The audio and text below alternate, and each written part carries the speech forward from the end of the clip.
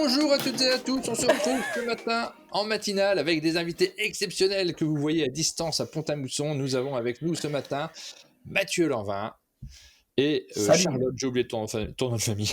Noailles. Noailles, Noailles. évidemment. Oui. Au moment où je dis le nom de famille de Mathieu, je me dis oh là là, il va y avoir un problème. Bonjour à vous deux. Aucun problème. Bonjour, Bonjour le tout le monde. chalet. Bonjour Martin et Aline, et non pas Martine et Alain, comme on pourrait le dire en se mélangeant les pinceaux parce que c'est le matin. Oui, surtout pour Oui, parce Mathieu, que c'est très Aline très le matin. est avec nous. Bonjour Aline. Bonjour tout le monde. On se retrouve tous ensemble pour vous parler des jeux Blue Orange parce que ça fait un moment qu'on ne s'est pas vu. Vous êtes venus au chalet, alors pas toi Charlotte, parce que je crois que tu viens d'arriver chez Blue Orange. Ça fait. Exactement. Et C'est arrivé le 30 septembre. 30 septembre, donc est-ce que ça se passe bien? On a envie de commencer par ça. On a envie d'échanger sur. On te connaissait parce qu'on avait eu l'occasion de te voir, et notamment au chalet pour Funforge. Tu travaillais chez Funforge auparavant. Oui, c'est ça. Et pendant longtemps, je suis restée quasiment 8 ans et demi chez eux. Donc voilà, je suis toujours dans le monde du jeu, je suis ravie et puis ça se passe bien. Mathieu est un peu difficile à gérer au quotidien, mais j'aime beaucoup ses blagues, donc ça marche. Non, ça se passe vraiment bien. Puis j'ai commencé avec Essen, donc ça m'a permis de voir toute l'équipe d'un seul coup, d'être vraiment dans le bain directement. Et j'étais ravie de faire cette espèce de team building en fait accéléré avec Essen et toute l'équipe Blue Orange. Ah oui, c'est une bonne idée, ça, de commencer directement par un salon tel qu'Essen pour pouvoir se plonger dedans. Et puis, on a changé un petit peu de type de jeu quand même, parce que Funforge avait dans son catalogue une gamme expert, avec quelques jeux un peu complexes. Il y en a Docteur Eureka. Hein. Oui, non, mais c'est vrai. Et Blue Orange, c'est plus axé famille. Il y a un peu d'initiés chez Blue Orange, mais sinon, c'est pas tout à fait le même genre de jeu aussi. Est-ce qu'on va voir arriver des jeux experts sous ton influence? Eh bien, non, malheureusement, je crois que non. Malheureusement. Mais ceci n'est pas notre projet. Ceci n'est pas notre projet. Mais bon, il y avait aussi il y avait pas mal de jeux aussi grand public chez Funforge, notamment la gamme Tokaido. Donc il y avait, on va dire, deux extrêmes. Il y avait les jeux très gamers qui étaient calibrés pour du Kickstarter, mais il y avait aussi la gamme Tokaido qui était aussi calibrée pour du Kickstarter. Donc on avait vraiment la gamme famille et la gamme gamer, plus toutes les autres localisations. Mais ça n'est pas incompatible. Mais on n'a pas mis de parole dessus, hein. On dit pas les jeux experts c'est bien, les jeux une joueuse de tout type de jeu, Charlotte, oui. Donc forcément, c'est pour ça que le malheureusement est sorti. Mais c'est un changement d'éditeur, c'est un changement de mission, un peu quand même, parce que tu fais pas tout à fait la même chose. Non, là je suis directrice marketing et communication avec une équipe, on va dire assez importante. Mais il va y avoir 4 personnes. Là, j'ai 3 personnes actuellement avec moi. Donc, Ségolène, que vous ne voyez pas, mais qui est là, qui s'occupe de ce live. Est-ce que tu peux crier, Ségolène? Hello! Est-ce que les gens ont entendu? Qui est vidéaste chez nous et qui fait aussi un petit peu de graphisme, un petit peu de tout, parce que ça reste une petite équipe. Donc, Ségolène est là. Mathilde aussi, qui était l'assistante de Cyrielle. Tu croyais Mathilde, ça doit être elle. Ah, bah oui. Donc, probablement que pas mal de personnes la connaissent déjà et qui a repris pas mal de missions de Cyrielle. Et on est en cours de recrutement d'un graphiste aussi. Donc, le pôle communication et marketing. Ah, je l'ai pas dit. Si, il me semble que je l'ai dit. Responsable événementiel, je l'ai pas dit. Je sais pas. Il vient d'arriver. Ça fait une semaine qu'il est arrivé. Et il me fait déjà forte impression. Non, et du coup, je suis plus dimensionnée sur le groupe parce que Blue Orange, il y a pas mal d'entités.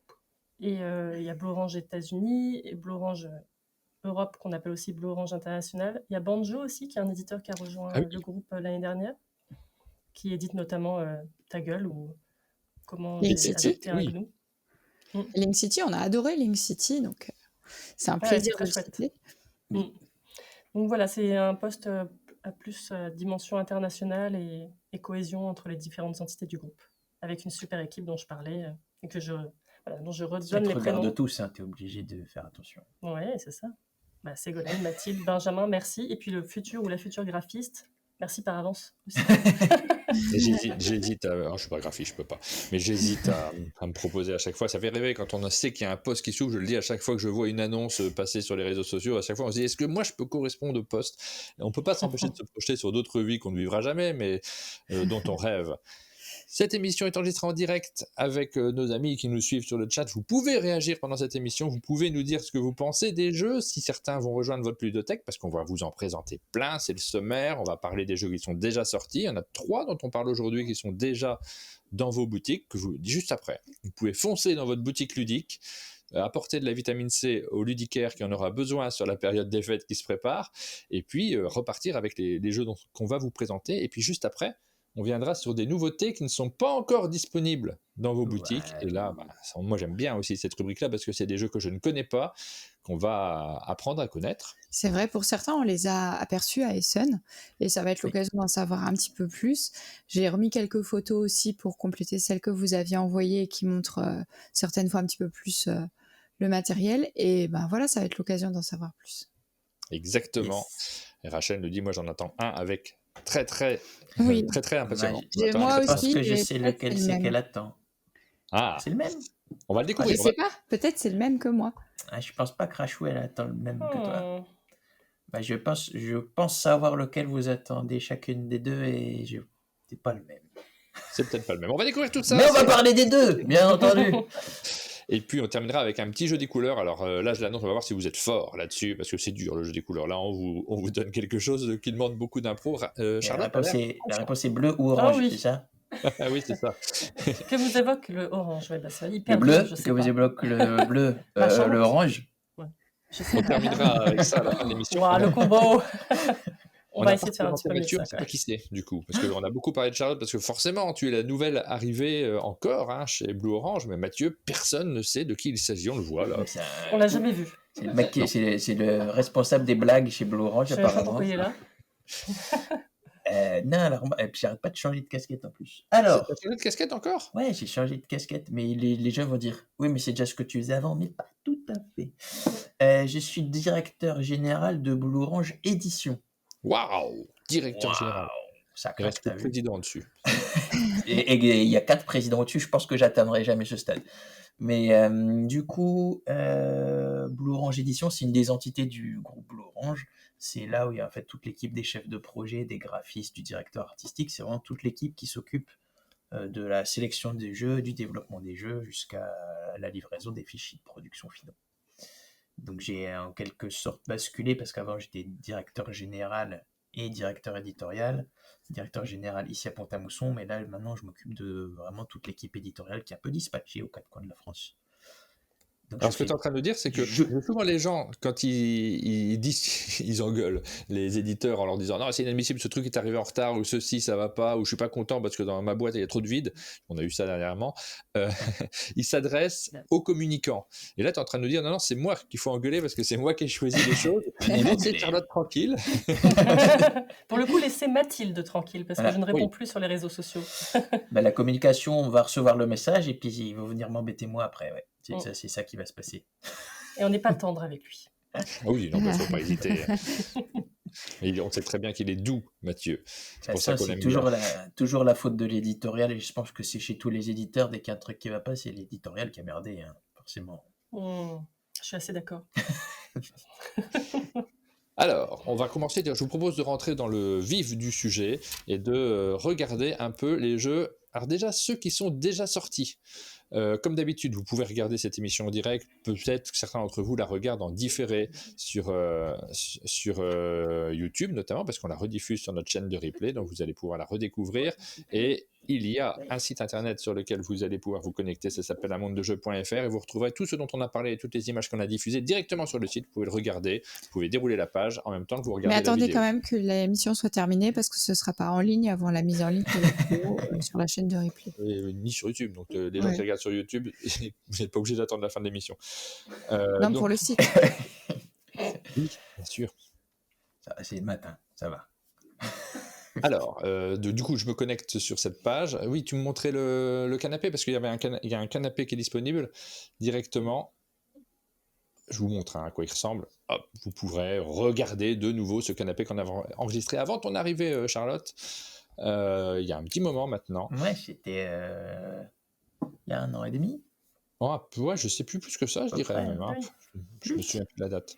Il y a un petit moment, mais c'est un canapé qui racontait toute l'histoire de la création de Blue Orange et l'histoire d'amitié aussi qu'il y a derrière cette création et c'était passionnant. J'ai pensé que ça valait le coup de remettre le lien, que ceux qui l'ont pas vu pourraient être intéressés parce que Déjà, il c'était y a Jalal vraiment dedans. passionnant. Et voir Ouais, Jalal dans une vidéo Blue Orange, ça c'est arrive à rare. peu près une fois tous les 3-4 ans. Donc, Mm. profitez. Sur quasiment 20 ans de vie, ça fait peu, hein.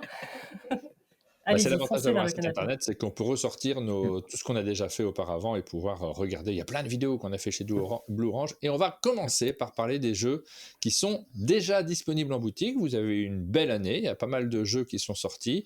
Et les tout derniers, ils sont présents juste en dessous. On va les regarder les uns après Ils les sont autres. Nous 3. avons déjà Shadow House, dont j'ai pas mal entendu parler. Un jeu qui propose de jouer avec des rôles cachés.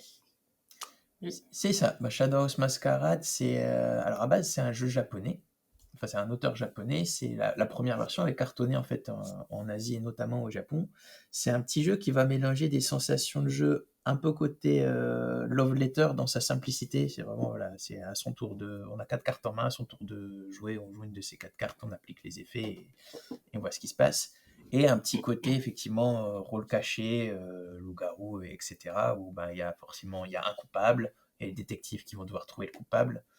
Mais les rôles peuvent changer. Donc c'est aussi un jeu de bluff où on n'est pas obligé de savoir bluffer, parce que ça se trouve, je suis coupable au début de la partie, mais je le resterai peut-être pas, peut-être que je vais refiler la carte ou on va me la piquer. Donc il y a ce petit côté de toujours d'intrigue un peu autour de la table, qui a la carte, qui je vais accuser, avec qui je suis allié, avec qui je suis pas allié, etc. Mais avec des règles, là. J'ai 4 cartes en main, mon tour de jouer, je joue une de mes cartes. Ouais, c'est très efficace. Ça met une grosse ambiance autour de la table. C'est efficace avec tout le monde et tout type de public. Avec une direction artistique vraiment sympa. Pour ceux qui connaissent pas, je vous invite à aller voir les illustrations, elles sont chouettes. Un peu burtonienne. Oui, c'est ça. Notamment la couverture avec le personnage très allongé. Oui. Je voulais te parler, mais je règle des trucs en même temps parce que j'ai des nouveaux écrans. Je le dis parce qu'il me dit, il est très silencieux, Martin, là. J'ai des nouveaux écrans et pour ceux qui ont regardé le live, pas la rediffusion, le menu n'était pas bon, mais ça y est, c'est corrigé. Ok. Donc, Nous, on va pas à l'écran, du coup, si tu as enchaîné sur un autre jeu, non, c'est pas lequel. Oui, on voit pas ce qui. On n'a pas enchaîné, on était toujours sur Shadow House Masquerade. Eh ben, c'est un jeu parfait pour Noël. Moi, je le dis, je le place. Petit prix, efficace, très joli, jouable à tout moment autour d'une table à Noël ou en apéro entre potes dans un bar, ça marche très bien. Ça peut faire une bonne alternative. Les gens connaissent déjà le loup-garou, etc. Mais c'est vrai que c'est des jeux où il faut forcément être beaucoup. Là, on est en cible de nombre de joueurs. On est un peu sur un intermédiaire. Je crois qu'on peut monter jusqu'à 8. Je crois que c'est un 3-8 joueurs. Donc là aussi, on lance un loup-garou, on est 7. C'est jamais très, très long et très, très fun. Donc il y a un petit... il vient prendre une case qui n'existait pas trop à notre connaissance. Et c'est vrai que ça marche pas mal. Là, les loups-garous, en ce moment, on en parle beaucoup. Forcément, il y a eu un petit peu d'actualité dessus et c'est une super alternative. J'en ai beaucoup entendu parler. Je pensais pas en entendre autant parler, mais c'est vrai que là, les gens l'évoquent, celui-ci, comme une bonne recrue de leur ludothèque cette année. Et on a Folie Enfantine qui nous dit la même chose sur le chat, qui nous dit j'en ai entendu du bien de Shadow House, notamment de gens qui n'aiment pas les jeux à rôle caché.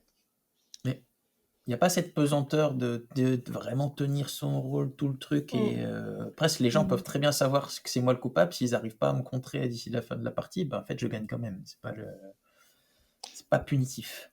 On a Dicey Cards, j'enchaîne avec Dicey Cards.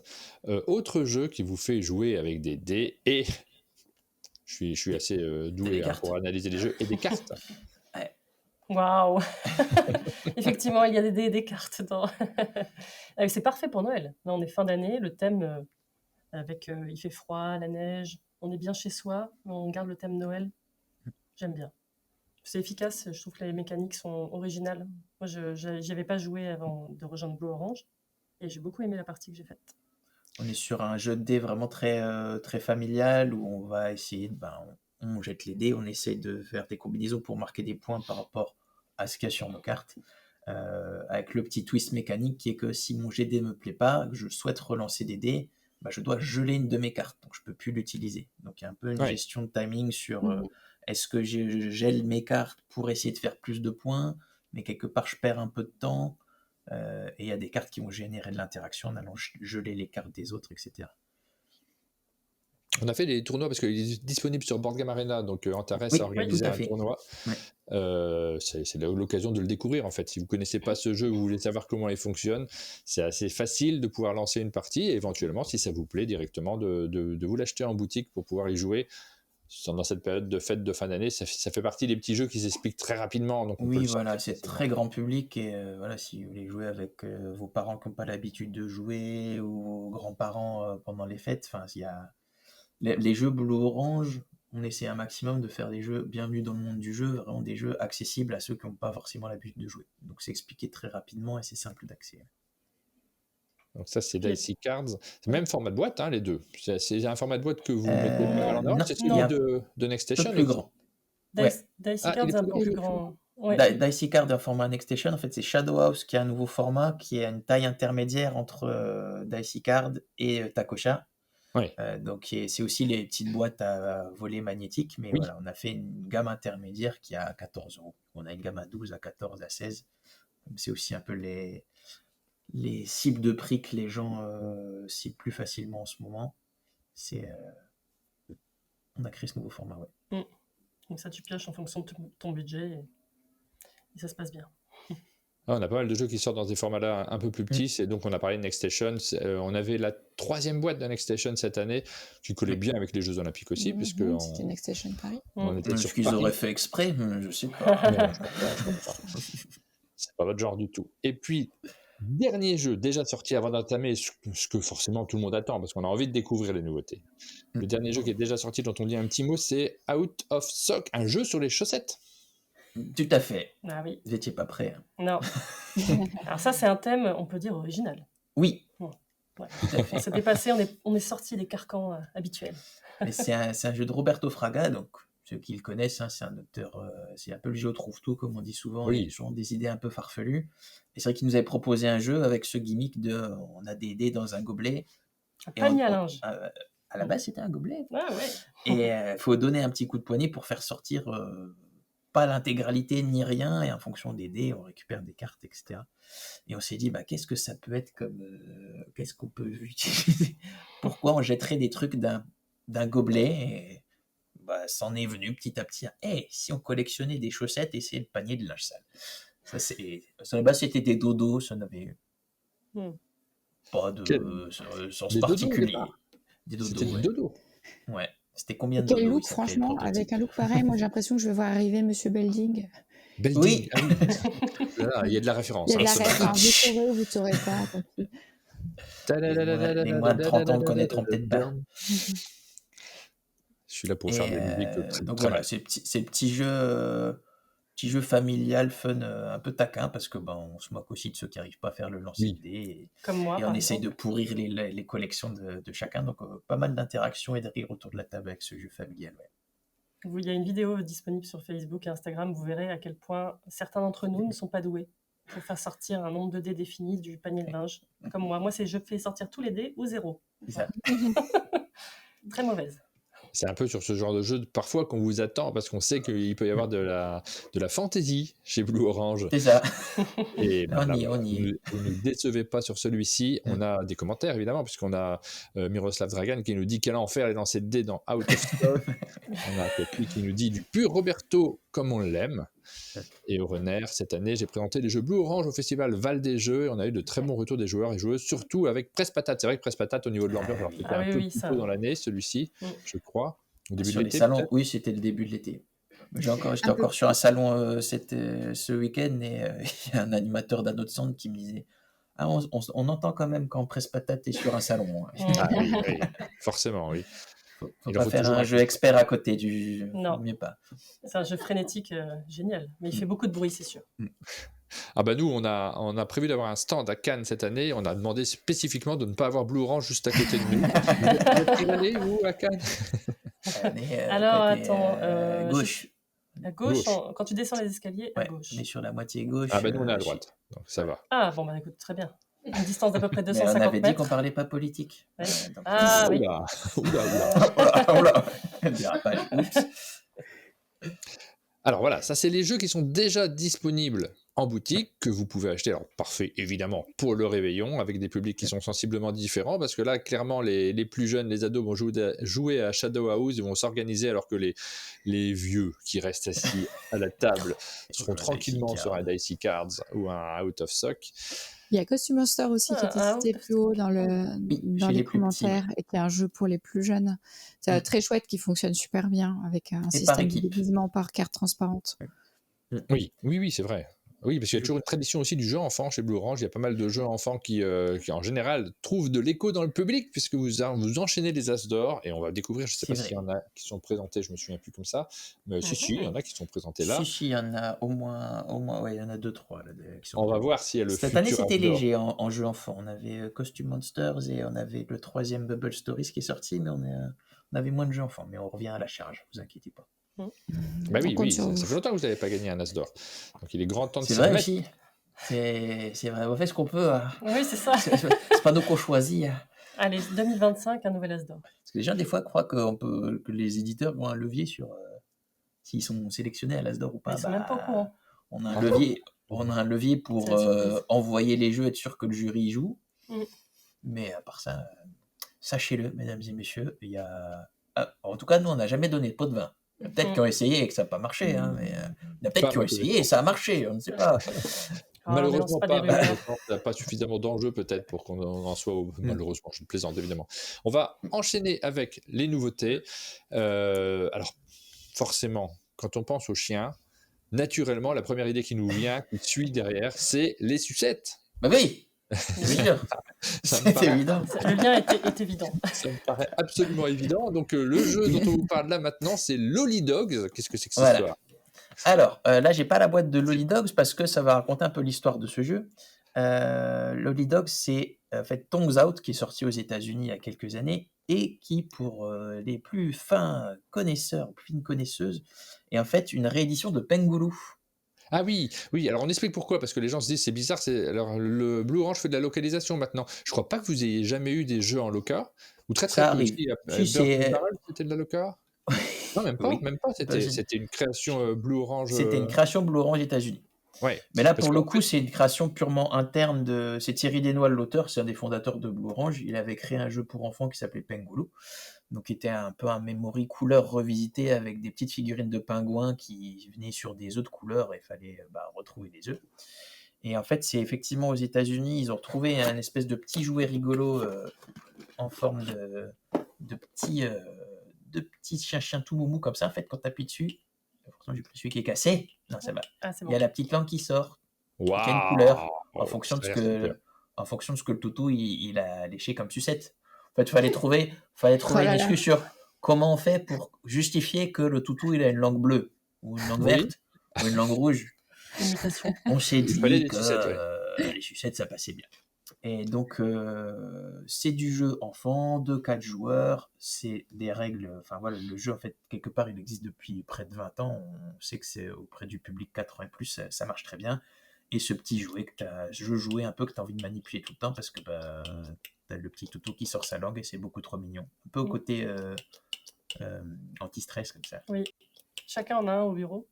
Non. Oui, parce que, alors attends, je veux savoir, dans la boîte, parce que moi, créez-moi des envies là, il y a plusieurs toutous comme ça avec des langues différentes, c'est ça ? Dans la boîte, il y en a 12. Moult. Il y a 12. Oh là là. Il y en a 12, regardez. Oh là là. On en a besoin de jeu tout de suite. L'analyse du spécialiste que je suis, vous savez que je suis un grand expert en jeux de société,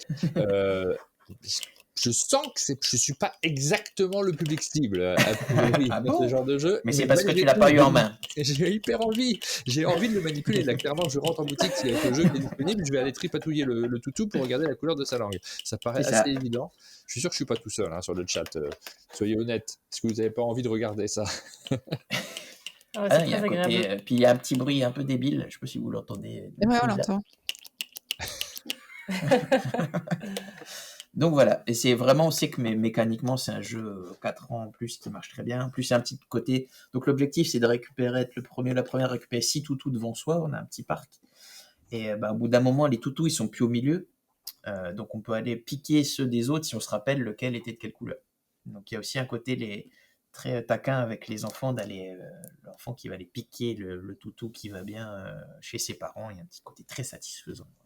Et donc ça, il n'est pas arrivé direct en France. Il a fait une petite carrière aux États-Unis avant de traverser le C'est Pacifique, ça. l'Atlantique. En fait, on s'est posé la question, c'est toujours l'éternelle question, un peu du plastique aussi. Le plastique dans les jeux. Donc pendant un temps, on s'est dit, en France, quand on dit plastique dans les jeux, bon, pas fou, mais au final, les sensations de jeu sont là. C'est pas du plastique inutile dans le sens où il sert la mécanique et l'intérêt du jeu. Donc on est un peu dans du jeu joué. Donc vu qu'il y avait de l'engouement de la part de notre distributeur Tribio et aussi dans plusieurs pays avec lesquels on travaille en Europe qui ne peuvent pas forcément faire une localisation. C'est qu'une localisation, c'est toujours des volumes importants. Donc voilà, la version multilingue arrive début de l'année prochaine. Ça devrait être une des premières sorties pour 2026. Tu veux dire, on n'aura pas à attendre trop longtemps avant de tripatouiller les toutous? Ils sont en route. On le découvrira, il sera présent à Cannes, j'imagine. On aura l'occasion d'en reparler à ce moment-là aussi.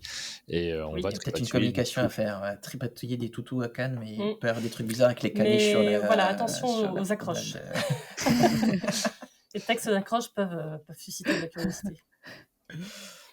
Multilingue et multilangue. Mais c'est très, très bien vu, ça, comme... tu peux le garder. Vous appelez le chat. Tu peux nous mettre le chat, Ségolène, s'il te plaît? Oui. Mathieu, il prend ce genre de choses. Multilingue et multilangue, c'est parfait. Tout. C'est l'équipe Résidentville. Okay. Et on a Rachel qui anime ce chat en nous disant c'était pas ce jeu-là que j'attendais. Alors on va continuer.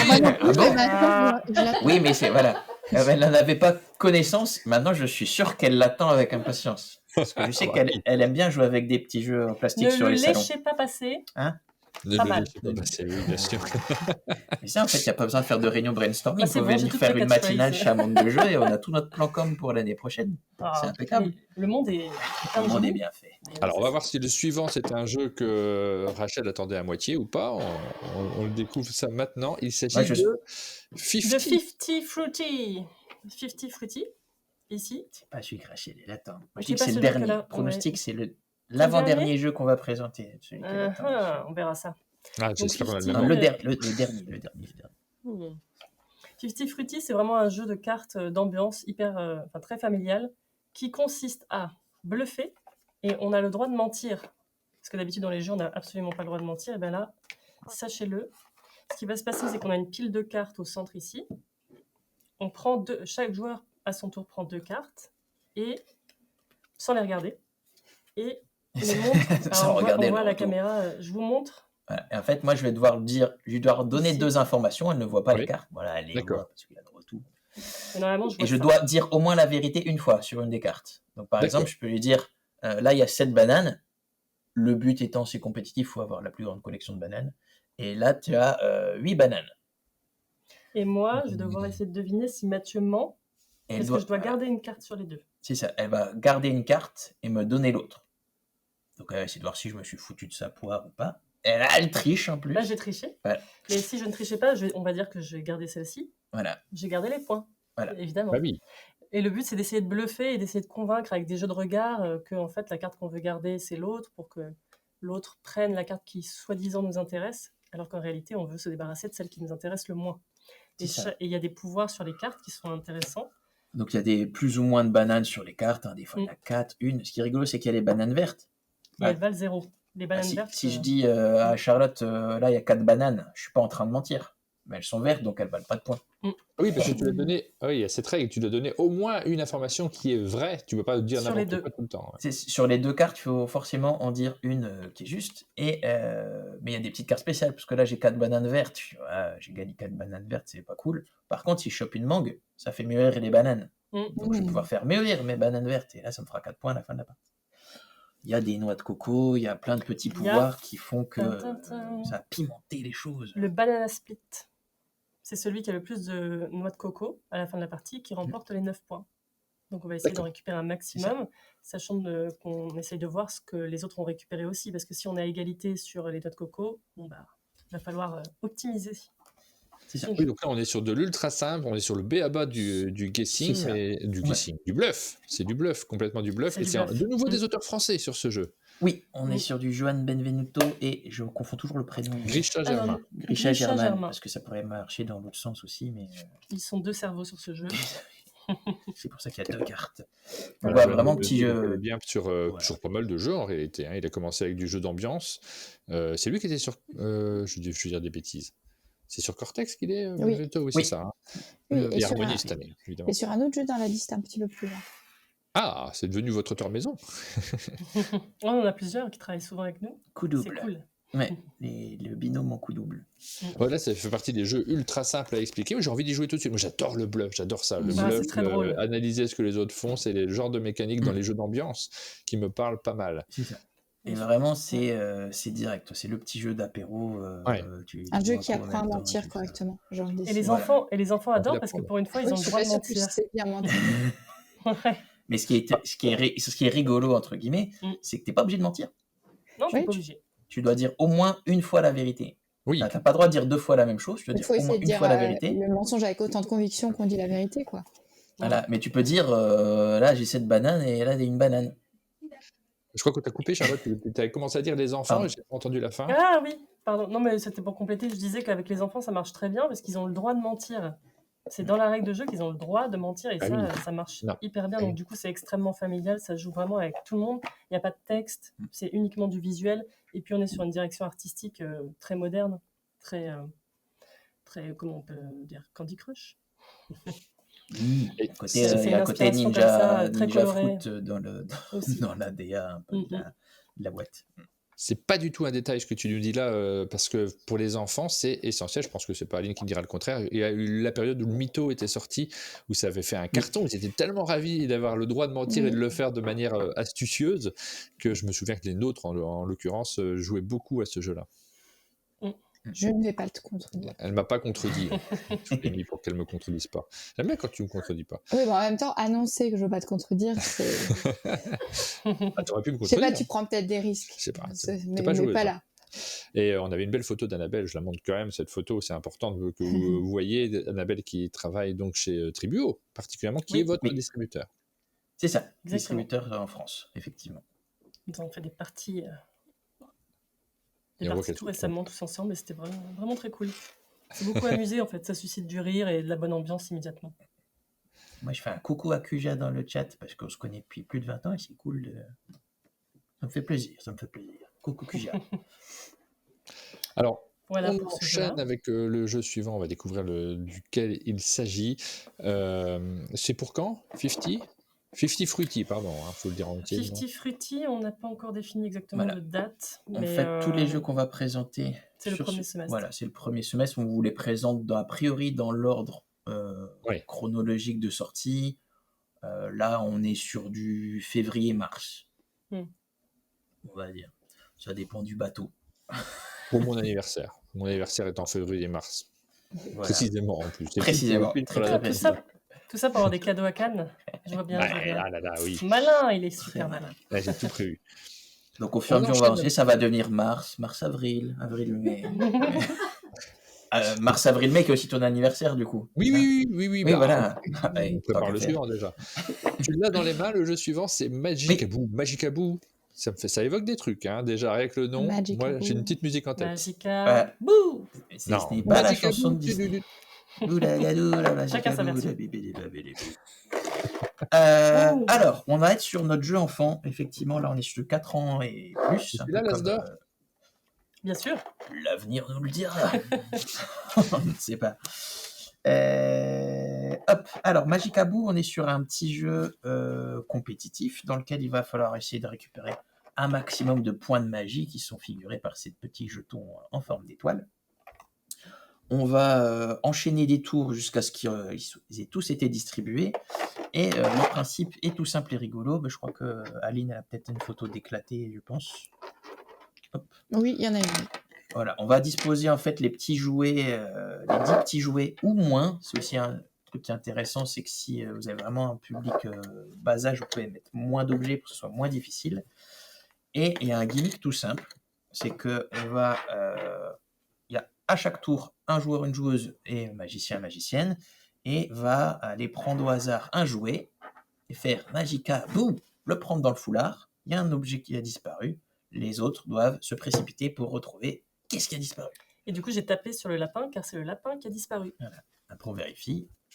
C'est complètement raté, il était là, le lapin. Ils étaient pas tous là.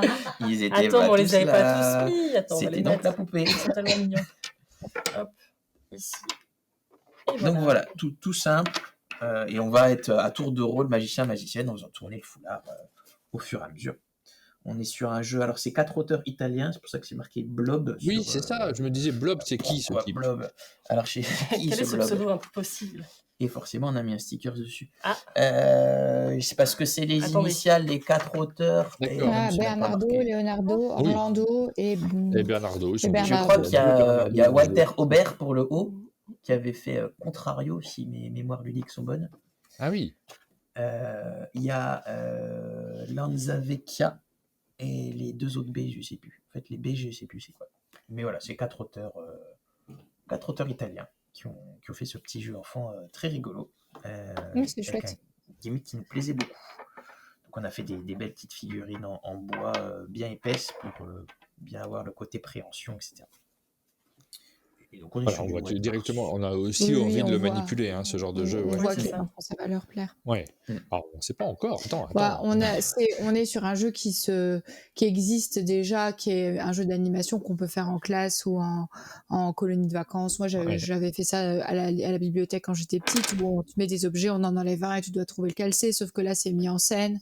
C'est mis en scène, t'as les petits... la bonne idée, je trouve, c'est les petites tuiles autour qui permettent à l'enfant de repérer éventuellement ce qui a pu manquer, qui n'existe pas d'habitude dans le jeu qu'on peut faire en animation.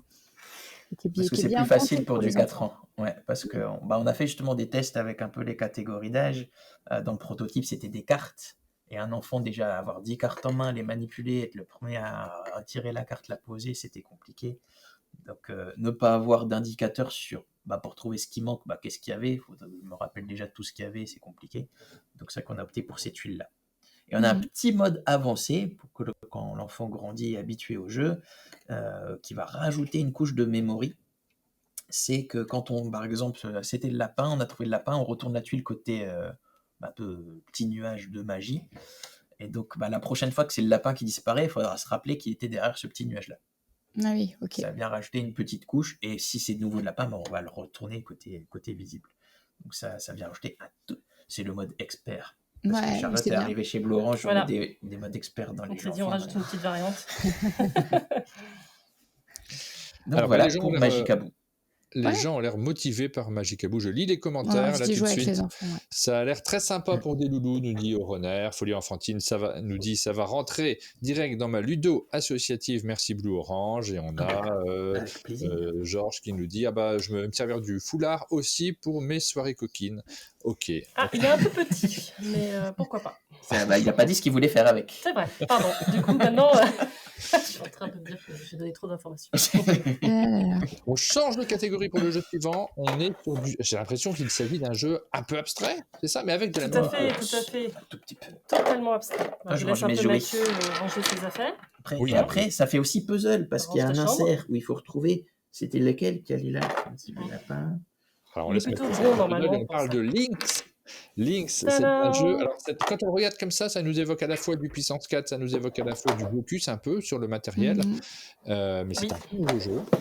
C'est un tout nouveau jeu, extrêmement simple, abstrait, donc pour 2 joueurs, avec ici, hop, je vais vous montrer, ça s'installe en 2 secondes. Sur les oreilles. Moi, ça m'attire, ce genre de matériel. Je suis assez sensible à tout ce qui est pentamino, les gens le savent. Polyomino, plus exactement. Les pentamino, c'est 5 carrés exactement, mais là, je crois qu'il y en a de tailles différentes. Il y a différentes tailles, exactement. Il y en a qui sont constituées d'une seule case. On trouve un peu le principe des pièces de Tetris, en fait. Oui, c'est ça. Oui, on voit directement qu'effectivement ça fait penser. Il y a eu plusieurs adaptations sur des Tetris chez les différents éditeurs de jeux de société, et en général c'était pas très très marquant. Je peux me souvenir ému de ces jeux-là qui se basaient sur le Tetris. En fait, c'est surtout un jeu vidéo, mais là, de quoi s'agit-il? Comment ça fonctionne? Alors, c'est tout simple. Nous avons donc chacun nos pièces, et le but c'est de relier avec une ligne qui peut être en diagonale, qui peut partir en diagonale également, soit de gauche à droite, soit de haut en bas ou de bas en haut. Donc, en fait, il faut vraiment relier, il faut qu'il y ait une ligne qui puisse se faire entre les côtés ou de haut en bas. Ouais. Et la diagonale compte. Et la Donc, diagonale c'est deux compte, pièces qui ça sont peut- connectées en diagonale, ma ligne est valable. Et ce qui est sympa, c'est ça se glisse tout simplement comme ça. Et ensuite, c'est à Mathieu de jouer une pièce et on joue chacun une pièce comme ça. Voilà. Et on n'a pas le droit de faire de trous. Et on n'a pas le droit de laisser de D'accord. trous, exactement. Il faut vraiment qu'il y ait toujours une. Ah oui, mais là, s'il te bloque complètement, parce qu'il peut te bloquer complètement, t'as perdu direct? Non, parce Là, que tu tu reprends as ailleurs. haut, bas ou Ouais. gauche-droite. Donc là, tu vois, elle peut continuer à monter vers le haut. Soit Ah je oui. monte vers le haut, parce que de toute façon, ouais, vers le bas, je peux pas, il m'a bloqué. Donc je peux toujours faire ça ou ça. Attention, il Et va vers le évidemment, haut. on a un nombre de tuiles limité, donc quand on connaît bien le jeu, on sait qu'on a X tuiles de ce type, Ouais. X tuiles de ce type, et il va falloir stratégiquement essayer de se dire, attends, si je joue celle-là, moi il me reste ça comme option, est-ce que je vais pouvoir m'en sortir? Bon, là, je vais faire un truc comme ça, par exemple. Moi, je profite qu'elle n'est pas concentrée parce qu'elle explique le jeu pour remporter cette partie Exactement. immédiatement. Merci. Tadam Donc là, en effet, C'était une partie un peu rapide. on a un décrochage ici, mais ça crée toujours une ligne continue, et du coup, Bah oui. Un Mathieu chemin continu pour. a bien relié le bas vers le haut. C'est ton vrai niveau, Charlotte? Non, du tout. Je joue beaucoup à des jeux abstraits, Elle c'est était juste déconcentrée. c'est pour montrer que tu peux continuer avec en décrochant sur le côté. Je suis Et sûr la qu'ils avaient plupart fait des ça, parties- Là, ils nous font un numéro de clown incroyable, mais c'était prévu. La c'est plus- pas Je une me explication. vengerai. Bon, quand La on plupart vient de des reconnaître, parties je vont joue se contre résoudre. Charlotte et Martin, il jouera contre Mathieu, on est d'accord? Attention. Peut-être que Bon. je vais mieux me débrouiller que cette fois-ci. Et si jamais on finit la partie, qu'on a rempli toute la grille et que personne n'a réussi à faire Oui. un chemin de gauche à droite ou de haut en bas, on va regarder qui a la plus grosse zone continue sans les diagonales de sa couleur. Ce qui Et risque d'être un paquet de- 90% des parties, quelqu'un finit par arriver à Ah oui. faire. Ah, quand même, d'accord. Parce que C'est j'avais assez tendance à- rare de se bloquer. Je suis pas très bon, moi, en jeu abstrait, donc je sais pas toujours analyser les jeux. Je suis pas spécialiste, je le dis souvent. J'avais l'impression que c'était facile de bloquer les autres, mais peut-être pas. En fait. Comme la diagonale compte, Ah oui. Oui. Ouais, c'est plus facile, c'est Ouais, plus c'est facile. difficile de vraiment bloquer, quoi. Si la diagonale comptait pas, il y aurait plus souvent d'égalité, mais là c'est pas si souvent le cas. Donc il y a Voilà, des parties oui. qui peuvent durer On une voit demi-heure comme. l'image qu'on diffusait comme tout 5 à minutes. l'heure qui montre bien qu'en fait, il y a dans cette situation, plein de façons de gagner. Ah bah oui. Puis il faut vraiment bien regarder les pièces qu'on a déjà utilisées, celles qui restent à l'adversaire, calculer ses coups. Là, on n'a pas du tout calculé, on a fait ça rapidement, mais c'était pour vous montrer comment ça fonctionne. Tout simplement pour relier. Ouais, elle n'a pas joué pour de vrai, hein. Si vous jouez mieux que ça aussi. Ma réputation est entachée. Ah, je c'est ne m'en- vrai. je ne m'en relèverai jamais. C'est une joueuse de jeu expert, du coup elle peut pas perdre aussi lamentablement une partie normalement. Exactement. Une partie pour moi de Link, c'est 45 minutes. Hein. Je réfléchis Ah à oui. C'est sûr, les gens vont le croire. Ils vont penser que c'est un Non, non. jeu complexe. C'est extrêmement rapide et facile à jouer. Et puis plus on joue à ce genre de jeu, plus justement on devient bon, plus calculatoire aussi. Et, mais par contre, c'est pour tous les publics. Ça marche aussi pareil avec les enfants. Un enfant qui veut jouer avec son père, sa mère, peu importe. Il peut parce que c'est très visuel. On n'a pas de texte. On s'amuse. Il y a un côté agréable avec le matériel aussi, de manipulation. Et c'est ce qu'on essaye toujours de faire chez Blue Orange. C'est vraiment la manipulation des beaux objets, du beau matériel pour que ce soit très immersif et qu'on ait envie de refaire une partie dans la foulée. Puis voilà, là, on a joué ça joue entre 2 et 10 minutes en général. Hop, t'as perdu, on en refait une. Attention les C'est un jeu oreilles. où les enfants vont s'améliorer aussi. Oui, voilà. Les adultes peuvent jouer, c'est pas mis, là, on est vraiment. C'est ça. Mais oui. Non, mais on parlait d'enfants, de la Oui. capacité d'un enfant à jouer contre son père ou sa mère. Et ils vont pas forcément gagner la première partie, mais ils vont devenir meilleurs au fur et à mesure des parties. C'est ça. Exactement. Donc c'est un jeu abstrait qui plaît beaucoup aux partenaires à qui on l'a présenté et on lui souhaite un très bel avenir et on pense qu'il pourra se distinguer dans le milieu des jeux abstraits. À la fois par son look et par sa mécanique extrêmement simple mais profondément tactique. Ah, et Duncan, il a analysé l'image. l'image de la couverture du jeu, il nous dit attention, là sur la couverture du jeu, on gagne à droite et à gauche. Oui. Je sais pas si on voit Mais cette couverture a été réfléchie, débattue, remodifiée. Ah oui, à droite et à gauche. J'ai J'ai été nommé directeur général de Blue Orange Édition, c'est pas pour laisser des couvertures au hasard. Donc, non, ça a été réfléchi. Ok, c'est un jeu de Robert Coleman. On enchaîne avec le jeu suivant, 20 balles. Alors vous me dites votre horaire, s'il faut que j'accélère le rythme ou n'importe quoi, parce que je sais qu'après vous avez cette réunion sur le rachat de Blue Orange par Elon Musk, si on m'a bien dit. Non, on avait dit qu'on n'en parlait pas. On a plié ça hier soir, du coup, on a le temps. Non, moi j'ai juste un rendez-vous à 9h30. 9h30, alors on va accélérer quand même un petit peu, parce qu'on a quelques jeux à vous montrer. C'est ça. Sinon, je reste pour finir. Si jamais tu dois Exactement. filer, tu files. Ok. Moi, je travaille pas, je fais l'éditorial, tu sais. Bah oui, je sais bien. Ça se tourne les pouces en permanence. Et juste pour répondre, il y avait une question du chat qui vient de s'en aller de devant chez moi. De Crotte de Bic. Alors, Crotte de Bic nous demandait, ça peut être, si c'est pas indiscret, quels sont les jeux que vous éditez et où que vous localisez. En fait, vous éditez tout. Sur tout ce qu'on vous a montré, c'est de l'édition pure. Et sur les 10 jeux qu'on va vous présenter ce matin, il y en a un seul qui est une localisation. Et il n'est pas encore passé. Non. Et il se pourrait même que ce soit le jeu qu'attend Rachou. 20 balles pour ça, donc c'est le jeu suivant. Là, on est toujours sur l'édition pure. Oui, tout à fait. Et sur de l'édition pure. Alors là, j'ai la version anglaise dans les mains qui s'appelle 20 bucks for that. Là, on est dans un autre registre. On est sur du jeu compétitif, mais on va aller chercher du côté un peu des jeux d'ambiance. On va s'inventer des histoires un peu rigolotes sur des objets à vendre. Enfin, c'est un peu des objets à vendre. Hop, comme vous pouvez voir sur la couverture, il y a un toilette tourne-disque, un caleçon cactus, un parfum poubelle, une trompette ventouse. En fait, ce qui va se passer, si on est sur un jeu d'estimation, il va falloir estimer le prix d'un objet loufoque en tirant. On va tirer des petites cartes qui vont désigner l'objet loufoque. Il va falloir essayer d'être le prix du milieu. C'est-à-dire qu'il faut estimer le juste prix. Pas essayer de pas être trop bas pour marquer un maximum de points. À chaque tour de jeu, on va révéler une carte objet. Par exemple ici, cacahuète. Je ne vais pas scripter le truc, donc je vais vraiment prendre les cartes qui viennent au hasard. Une cacahuète qui danse. Cacahuète qui danse, mais qui est poussiéreuse. Donc c'est l'objet qu'il va falloir estimer pour cette manche. Une cacahuète qui danse, mais qui est poussiéreuse. Il y aura une première phase un peu imagination, ambiance, où en fait les gens vont pouvoir poser la question au présentateur. Elle danse quoi ta cacahuète? Elle danse la Macarena, bien entendu. Mais comme elle fait, elle n'a pas de main, c'est ça sa spécificité. Elle danse la Macarena, mais sans les mains. Pourquoi elle est poussiéreuse? Elle a longtemps traîné dans le grenier. Donc voilà, c'est vraiment le côté un peu imagination, fun. On va créer une histoire autour de cet objet un peu loufoque. Une fois qu'on a fait à peu près le tour de ce qui était possible de cette cacahuète poussiéreuse qui danse, et chacun va avoir sa petite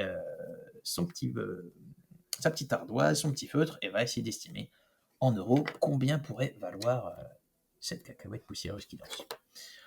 On révèle ensuite les plaquettes, on les met par ordre, et c'est toujours un petit point qui fait peur à l'explication, mais en fait c'est très simple.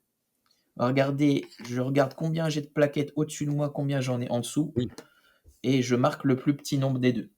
D'accord. Par exemple, si je suis vert, j'en ai une rose en dessous, j'ai la bleue et la marron au-dessus. 2, 1, je prends le plus petit, je marque 1 point. T'es en train de nous dire que c'est pas un jeu super à 2 joueurs. D'ailleurs, c'est fou parce qu'il commence à 3 joueurs. Parce qu'on travaille à l'éditorial. Mais par contre, on peut jouer assez nombreux. Ça, c'est vraiment un jeu d'ambiance. Oui.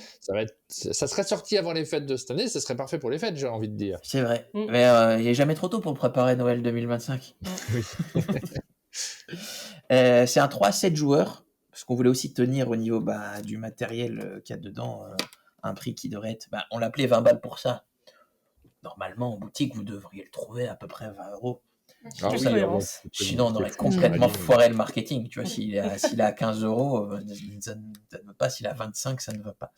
Ouais. Mais bravo, mais incroyable. Mais qui est votre directeur éditorial? J'aimerais bien le rencontrer. Un homme talentueux et audacieux. Et c'est le même auteur c'est un auteur danois, comme son nom ne le cache pas, Mats Emil Christensen. Et c'est celui qui avait fait Puerto Banana chez nous cette année. Donc c'est vrai qu'il aime bien les jeux un peu barrés d'estimation approximative sur des choses bizarres. Oui, c'était très bien Puerto Banana. Un jeu sous-coté, on n'en entend pas suffisamment parler, mais il était vraiment très chouette. Il avait beaucoup fait parler de nous en interne, parce qu'il y a des gens qui adorent et des gens qui n'aiment pas du tout. C'était cette année, Puerto Banana. Oui, c'était cette année. Il y a la barrière des mathématiques. Ouais. En fait, s'il y a quelqu'un autour de la table qui est bien formaté pour faire les calculs, ça passe tout seul. Si personne est à l'aise avec les maths, les gens passent un mauvais moment parce que passer le côté rigolo de la révélation, il faut compter le nombre de bananes, et là, c'est le drame pour certaines personnes. Nouvelle édition de King Domino cette année. Alors ça, c'est un événement majeur pour Blue Orange parce que c'est l'un de vos jeux majeurs, tout simplement. C'est un de ceux qui compte le plus dans votre catalogue. King Domino a le droit à sa nouvelle boîte. Alors, vous avez revu le graphisme. C'est plus le même illustrateur puisque c'est une illustratrice cette fois-ci. C'est Pauline Détra qui se charge de faire les graphismes de cette boîte. Alors, ça fait 10 ans, c'est ça, à peu près? Presque. Il est sorti en 2016. Oui. Presque. On est presque 10 ans. Presque 10 ans. C'est un presque anniversaire. C'est un presque anniversaire. Il y aura peut-être quelque chose, mais c'est beaucoup trop tôt pour oui. Bon, en tout cas, l'idée, c'était de le remettre au goût du jour, qu'il soit un peu plus moderne, un peu plus dans l'air du temps, avec une inspiration aussi un peu jeu vidéo, un peu digital, pour que les jeunes publics qui ne connaissent pas encore King Domino, ou les jeunes joueurs qui rentrent dans le milieu du jeu, découvrent King Domino dans une version plus accessible en termes de design. Parce que c'est vrai que là, on était plutôt sur du traditionnel, ce qui se faisait très bien à l'époque, un peu plus typé médiéval, là où on est plus typé sur une direction artistique de jeux vidéo, en fait, en réalité. Jeux vidéo, applications, jeux sur les applications, sur Google Store, Google Play, App Store. Et du coup, il y a vraiment un retravail, mais les règles ne changent pas. Les règles sont toujours les mêmes. Comme ça, on ne perd pas les fans du jeu. Et puis, de toute façon, les mécaniques, on ne voulait pas y toucher. Et on a ajouté un scorepad, quand même. Il y a un scorepad. Un petit scorepad. Il a beaucoup été réclamé dans la version de base. Ah, il n'y était pas? Il n'y était pas. Non. D'accord.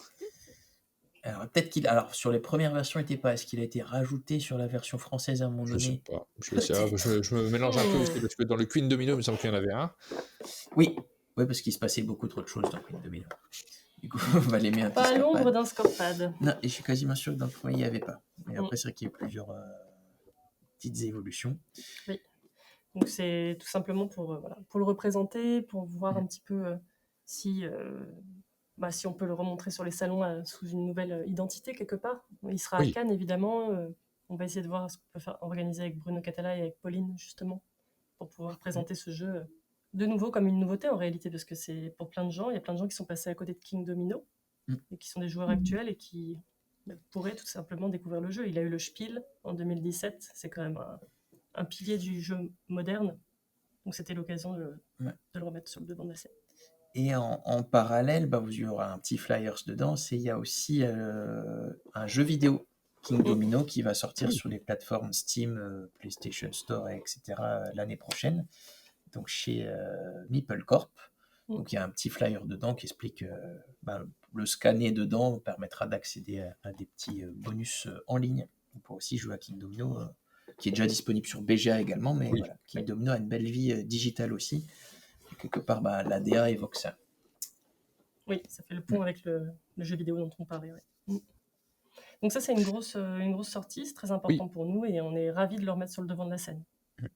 Oui, c'est tout le paradoxe, c'est que là, forcément pour ceux qui regardent et qui sont habitués aux jeux de société, qui connaissent nécessairement King Domino, c'est pas l'annonce qui est la plus forte, mais pour vous en interne, c'est un vrai travail, j'imagine beaucoup d'analyse et puis de réflexion sur comment redonner un petit coup de polish aussi sur King Domino pour qu'on en parle, pour que ce jeu reste un classique.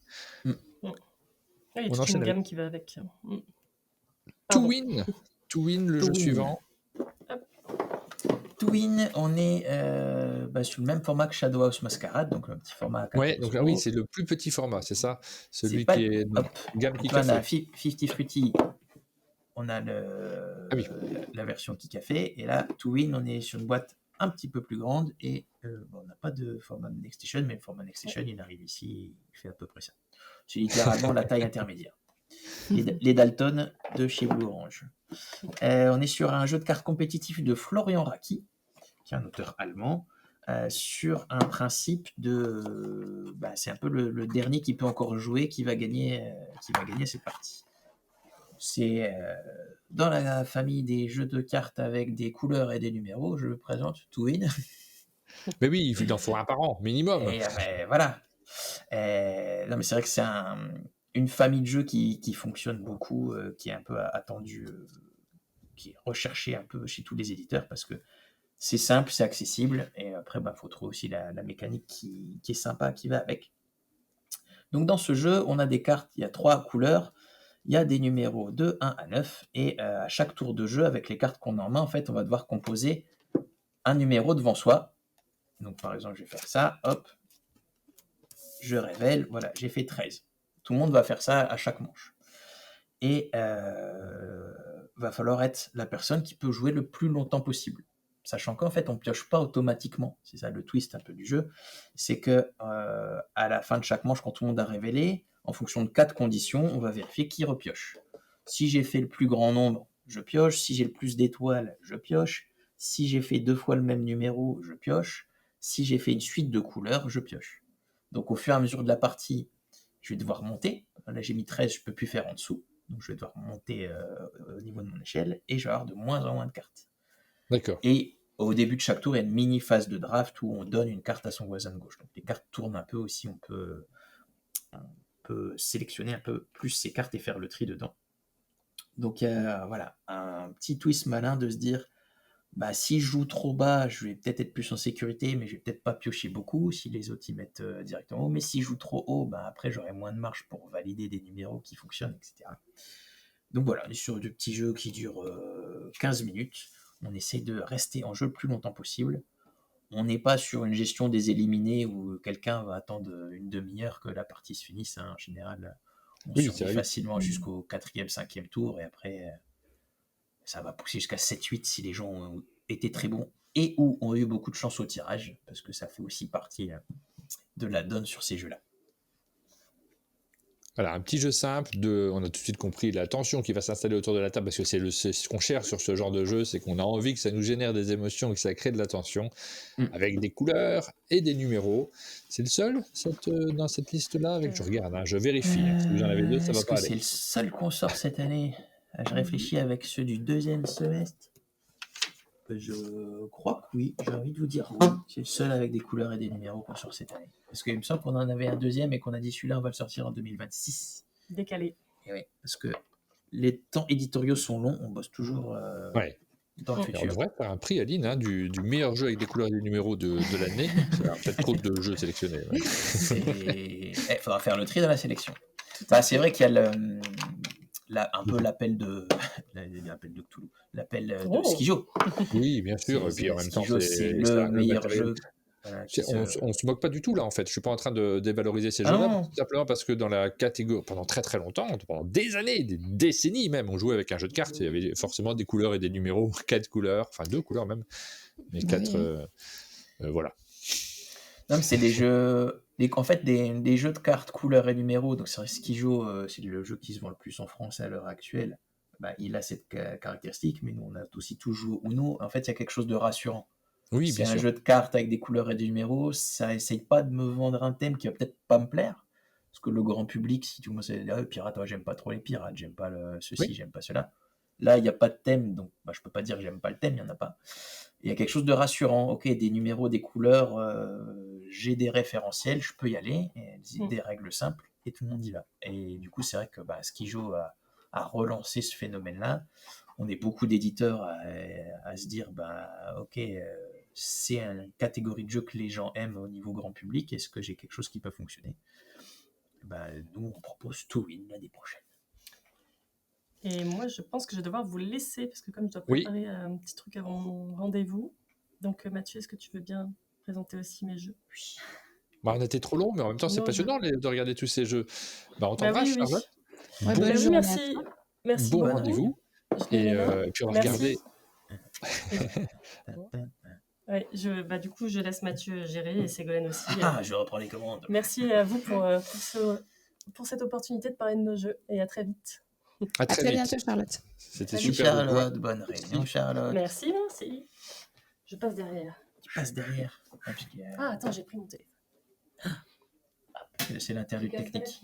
Ouais. On va rentrer le tabouret. Justement, ça tombe bien que tu sois là tout seul, Mathieu. Pas du tout. Parce que le jeu dont on va parler, c'est un jeu avec des planètes et des moutons, c'est ça ? C'est ça, exactement. Alors, il a compris. J'ai compris qu'en signant le jeu, il y avait très peu de chances que mon jeu avec des planètes et des moutons revienne chez Blue Orange un jour. Et parce que Mathieu est auteur de jeu aussi à l'origine, hein, quand même. Tu avais signé. Là, c'était ton premier jeu, je crois. C'était pas. Alors, est-ce que c'est le premier qui est sorti? Je sais plus. Ils sont sortis un peu tous en même temps. Mais effectivement, j'ai eu Edenia chez Blam, qui était un jeu avec des trajets dans l'espace avec des moutons. Avec des petits chemins. Et vous allez voir que le jeu dont on parle là tout de suite, City Tour, on retrouve une disposition qui me fait penser à Edenia, le jeu dont tu étais l'auteur. Oui. Alors, est-ce que ça a contribué au fait que tu sois attiré par ce jeu? J'y ai pensé qu'après coup. Donc j'ai d'abord estimé que le jeu était bon et très sympa. Et après, je me suis dit, c'est vrai que j'avais fait un jeu comme ça, près. Mais en fait, donc City Tour, on est sur du jeu familial coopératif. Donc c'est le retour du duo Johan Benvenuto et Grisha Germain, avec Pauline Détra au pinceau, effectivement. Une équipe qui fonctionne bien. Bah écoute, tout à fait. Enfin, nous, on est très contents de ce qu'ils ont fait sur City Tour. Donc là, vous avez des visuels de la vraie boîte. Là, j'ai une ancienne boîte ici. On est sur du jeu coopératif où, en fait, on est à Pepper City. Et Pepper City, en fait, c'est une ville qui bouge tout le temps, mais qui bouge au sens propre, c'est-à-dire que les routes et les monuments ils changent tout le temps de place d'un jour à l'autre. Donc là, comme il y a beaucoup de touristes qui veulent visiter cette ville un peu étrange, la mairie nous a confié le seul bus de la ville, le City Tour, ici présent. Donc on a un joli beau petit bus violet qui va commencer. Attends, tu peux le remontrer parce que j'étais voilà. Trop. Ouais, super. Et bon, forcément, c'est un City Tour, donc c'est un rooftop. Les passagers vont aller directement se mettre sur le toit pour profiter de la vue sur la ville. C'est un mille bus, quoi. C'est ça. Donc, à chaque partie, en fait, c'est un jeu évolutif. On a 12 niveaux de difficulté avec des progressifs. À chaque partie, on va prendre une carte, on va commencer par la 1, et ça va nous indiquer les arrêts de bus et les monuments qu'on va mettre à chaque emplacement. Donc les arrêts de bus, il peut y avoir 2, 3 ou 4 passagers dessus. Ça va nous aider à donner les conditions pour remporter la partie. Parce qu'au dos de la carte mission, là ça dit pour que la première mission, il faut que quand le bus sort de la ville, parce que c'est toujours la finalité, il commence là, il va forcément sortir, il faut que j'ai satisfait 15 passagers en les récupérant sur le chemin et en les emmenant aux endroits où ils veulent aller. Les passagers roses veulent aller sur les monuments roses, les passagers bleus sur les monuments bleus, les passagers verts sur les monuments verts. Et le jeu est coopératif. On a ici des piles de tuiles qu'on va avoir de côté. Et en fait, à chaque tour de jeu, c'est coopératif. Donc le joueur actif ou la joueuse active va révéler les 2 premières tuiles. On va discuter ensemble de quelle tuile on souhaite conserver. Et on va la mettre dans la continuité du bus. Le bus avance, et quand il passe sur une petite bulle où il y a un passager, il va récupérer le passager de la couleur en question qui traîne dans la boîte, parce que j'ai pas fait tout le setup. Là, ici, c'était un passager bleu. Hop, il y a un passager bleu qui monte. Donc le bus... On est dans le jeu coop, donc c'est les discussions pour savoir quelle tuile prendre, où la placer, les analyses pour... et puis essayer d'anticiper dans les jeux coopératifs. Voilà, essayer de se dire, alors on prend passager bleu, du coup, il faut peut-être pas aller au monument rose tout de suite, peut-être aller au monument bleu qui est là-bas, donc il faut récupérer d'autres passagers bleus. Donc on va, au fur et à mesure, Pepper City va se créer avec des routes qui seront différentes à chaque fois. Et peu importe ce qu'on va faire, le bus va avancer et finira par sortir de la ville en étant passé par peut-être tous les bâtiments, parce que des fois on va peut-être faire un truc qui fait une boucle, il y a un bâtiment qui a été condamné. Mais en tout cas, le bus s'en sortira toujours. Donc ça, c'est un peu les règles de base. Donc ramener à minimum le nombre indiqué de passagers sur l'arrêt de bus. Si on fait moins, ils ne sont pas validés. Si on fait plus, ils sont tous validés. Et au fur et à mesure des niveaux, on va rajouter des petites tuiles. Il y a la tuile contrôleur. Donc la tuile contrôleur, on est obligé de la mettre. Et quand le bus passe, il y a un passager qui doit descendre. Ouh, il y avait un fraudeur.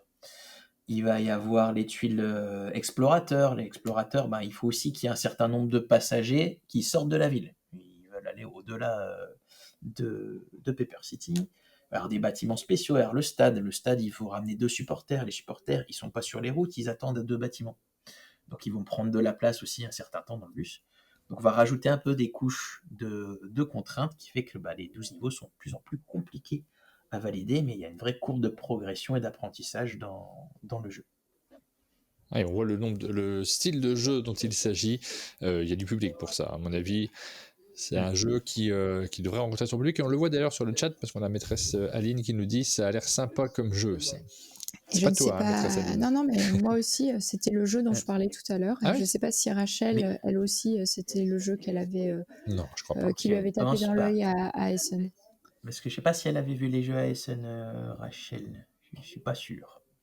Mais le jeu qu'elle a vu, si c'est celui auquel je pense, elle l'avait vu au Ludopathique de cette année. Eh ben, on va découvrir. Il nous reste 2 à vous montrer. Le suivant, c'est Kakozorus. Alors là, t'es tout seul pour ranger tous les trucs. Ouais, voilà. C'est ça. Du coup, je vais devoir meubler avec des blagues. C'était pas forcément prévu, mais c'est sympa aussi de voir le matériel. C'est ça. Surtout sur ce... C'est vrai qu'on a décidé aussi de faire ce jeu-là parce qu'on a eu plusieurs fois aussi la demande des ludicaires. On l'a évoqué, les gens achètent beaucoup en ce moment des petits jeux de cartes 12-15 euros. Donc on a beaucoup de jeux de cartes, mais il y a aussi une attente du jeu de plateau, un retour un peu au jeu de plateau familial, donc qui va pas forcément monter trop cher en gamme de prix parce que au niveau du budget c'est pas toujours évident. Et donc avec celui-là on s'est dit là on a un jeu familial très sympa avec une bonne rejouabilité, vraiment jeu de plateau, on se pose autour d'un plateau avec un peu des nouvelles sensations de jeu et le prix devrait avoisiner les 25 euros, donc on reste sur quelque chose qui est accessible. Et c'était plein de critères qui étaient importants pour nous dans la sélection de ce jeu. Alors, on va enchaîner avec un jeu Kakozorus, un jeu avec un dinosaure. Alors, c'est le seul que j'ai pas sous le coude, parce qu'on n'a qu'une seule boîte à l'heure actuelle. Mais on a plein d'images, effectivement. Donc, Kakozorus, gros dinosaure. C'est ça. Kakozorus, il y a une usine à gâteaux. Alors, on est sur... Ouais, c'est une usine à gâteaux. On est sur un jeu 6 ans, donc enfant, mais pas premier âge non plus. On est sur un jeu coop. C'est toujours pas le jeu craché là-dedans. On est sur un jeu coop où on va essayer, en fait, avec cette usine à gâteaux, qui est en fait une tour dans laquelle on va aller mettre des petits cubes avec une petite pelle et qui vont après se répartir dans les 6 magasins. On va essayer de remplir les 8 commandes des différents clients qui attendent autour de l'usine à gâteaux. Jusqu'ici, tout va bien, vous allez me dire, donc il faut qu'on essaie d'avoir les bons gâteaux au bon endroit, on va pouvoir les dispatcher, en remettre, etc. Mais à chaque tour de jeu, en fait, on a Kakozorus qui se promène autour de l'usine, qui va venir tout dévorer. Donc à la fin d'un tour de jeu, le Kakozorus, on va jeter un dé, et le dé va indiquer où il va se déplacer, et il va manger tous les gâteaux qui sont dans cette case-là. Et c'est pas tout. S'il a mangé un gâteau au piment, il est tout irrité, etc. Il va se redéplacer pour remanger d'autres gâteaux pour essayer de faire passer le feu du piment.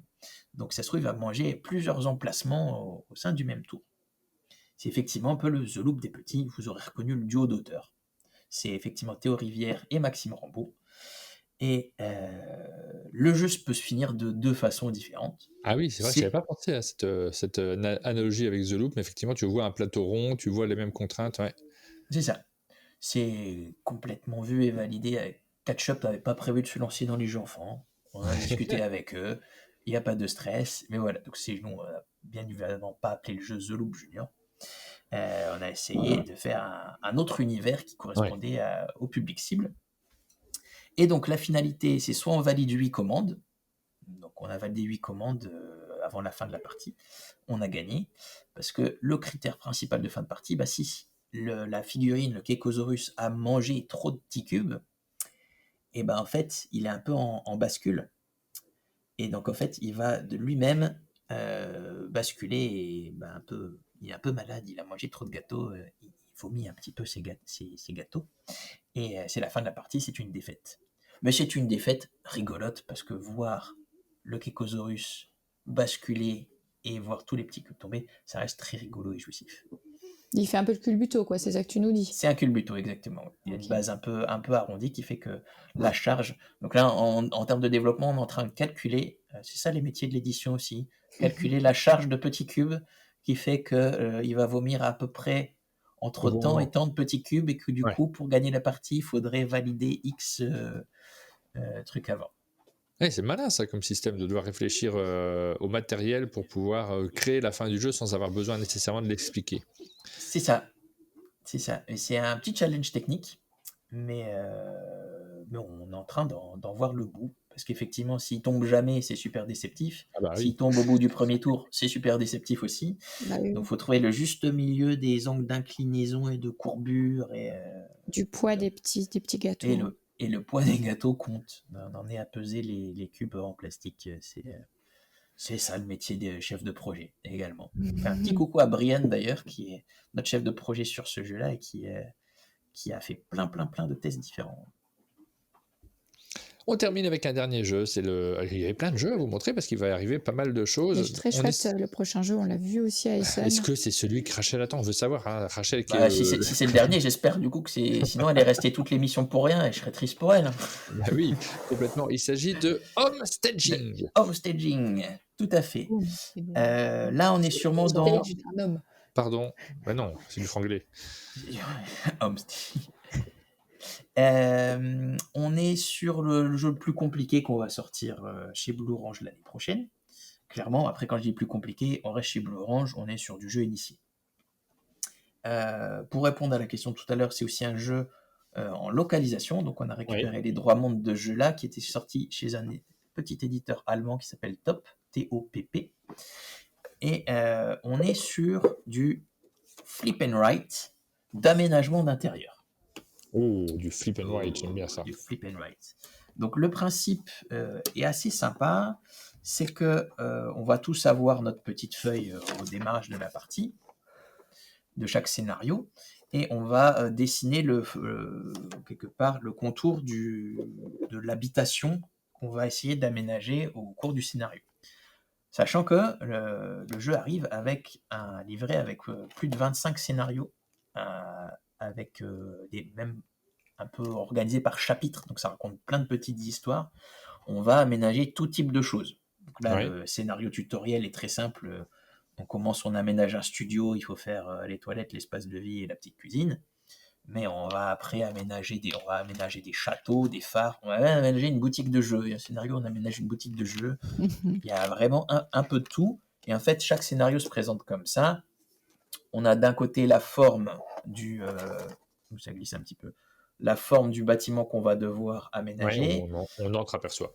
Voilà, on a le setup de toutes les cartes mobilier qu'il va pouvoir y avoir dans les différentes pièces et un petit paquet de règles spécifiques ou de rappels par rapport à ce scénario-là.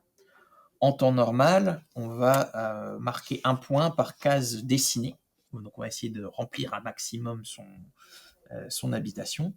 Et selon chaque scénario, il va y avoir des petites règles spéciales pour marquer des points supplémentaires. D'accord, donc on pose des cartes un peu polyomino et on essaye de remplir en fonction des règles spécifiques au scénario donné. C'est ça, et c'est un petit peu taquin parce que donc on a le setup avec les cartes.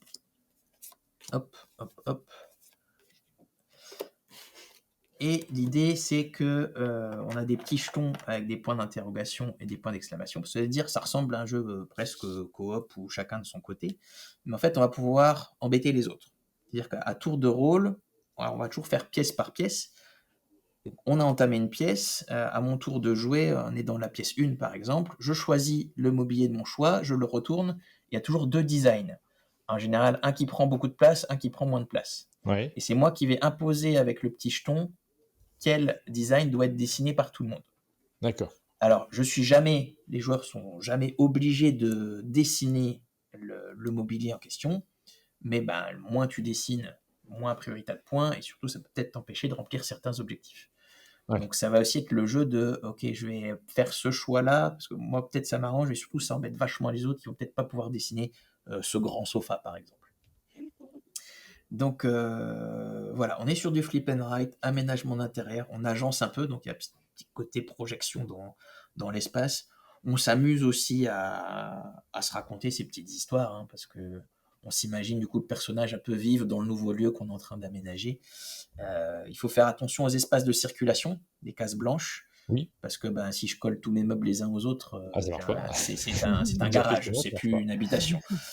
Donc voilà, c'est un jeu qui nous a beaucoup séduit et on a décidé de le porter à l'international. Mais vous l'avez développé un peu, et c'est pas tout à fait la même version. On n'y a quasiment pas touché. Ouais. Non, c'est quasiment la même version que. Alors, le jeu s'appelait en allemand Verplant und Zugestellt. On s'est dit qu'à l'international, ça n'allait pas marcher, ça n'allait pas parler aux gens. Homestaging, ça allait parler. Non, on a. Alors, bien sûr, on fait le travail de localisation, adaptation des règles avec la langue. Donc, on est en train de revoir tout l'anglais. On a vu des petits points de règles qui n'étaient peut-être pas expliqués suffisamment clairs pour nous. Mais on ne révolutionne pas du tout le gameplay, on ne change pas les choses, on s'assure que tout marche pour une expérience de jeu optimale. D'accord. Alors, ça s'appelle Homestaging, du coup, j'ai très envie d'y jouer, parce que j'ai vraiment envie de le découvrir. On avait joué à un jeu à Essen Aline qui ressemblait sur le thème, c'est pas le même du tout, en fait. Non, c'est pas le même. J'ai compris la couverture que on a ramené un jeu d'Essen sur... de Matthew Dunstan, effectivement. Par contre, le titre m'échappe. Happy Home ou quelque chose comme ça. Oui, Happy Home. Mais c'est pas du tout le même. Et alors, je peux peut-être le dire, maintenant j'étais un poil déçu par ce jeu qu'on a ramené d'Essen, mais dont le pitch ressemble un petit peu. Oui, voilà. Le thème et la couverture, on peut se dire c'est pareil, et puis en fait, non, après le gameplay n'a rien à voir derrière. Eh ben, là, ça tape aussi dans ce que j'aime bien, moi, en jeu de société. Donc, j'ai vraiment super hâte de pouvoir composer ma petite habitation. Et Rachel qui a joué dit des contraintes différentes. Pour une fois, la thématique d'aménagement marche trop bien. C'est 1000 fois mieux que Happy Home. Oui, parce que Happy Home, c'était pas très bien. On peut le dire, là. Oui. J'ai pas joué, je me permettrai pas, du coup, mais je fais pleinement confiance à votre expertise ludique. Donc, je vais pas m'empresser d'aller chercher cette boîte. On a fait le tour des jeux qui arrivent, donc c'est un peu le premier semestre, si j'ai bien compris. Là, je pense qu'en fonction des lancements en production, des délais de transport, on est arrivé plus ou moins en juillet. En juillet. Il va falloir attendre juillet pour pouvoir faire du home... C'est la saison des déménagements, c'est normal. Déjà, il va falloir attendre le mois de juillet. Ouais.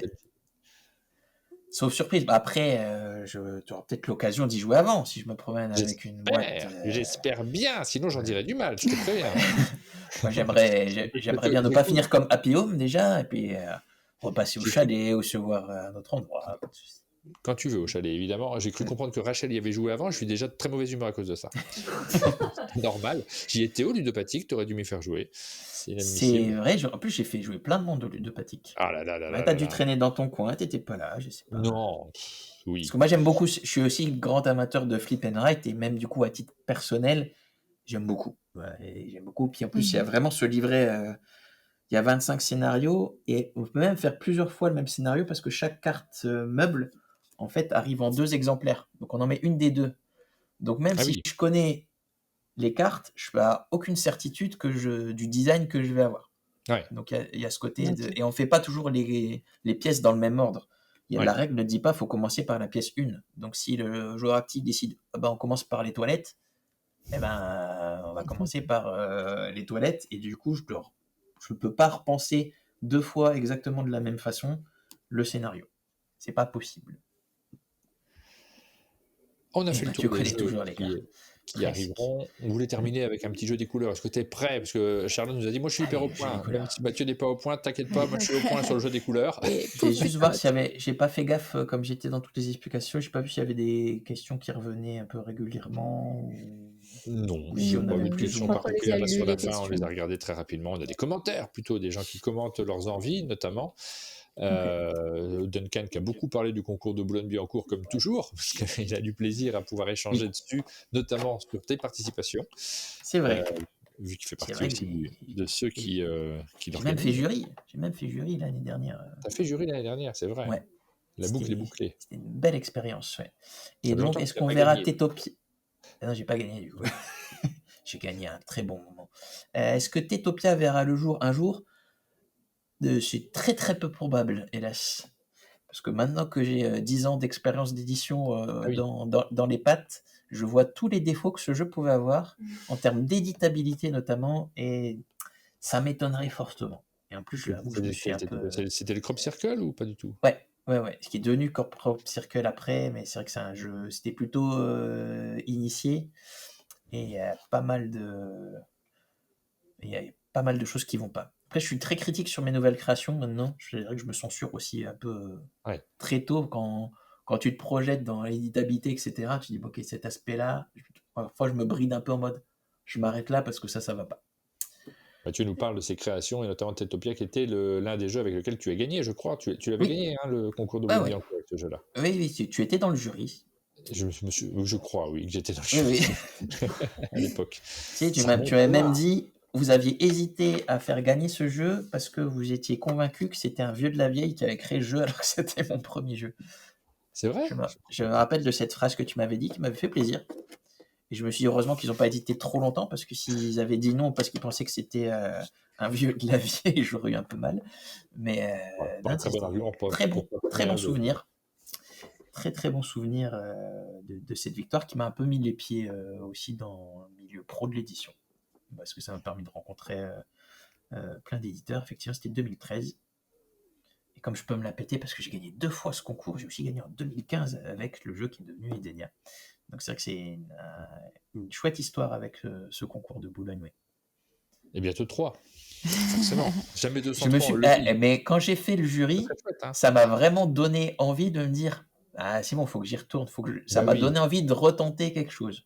Et moi, quand j'ai fait le jury, mon projet de flip. Je me suis toujours dit, j'aimerais bien participer en tant qu'auteur un jour. J'ai jamais cherché à développer un jeu suffisamment loin pour pouvoir le proposer. C'est ça. Et je m'étais relancé dans un proto et puis ça marche pas.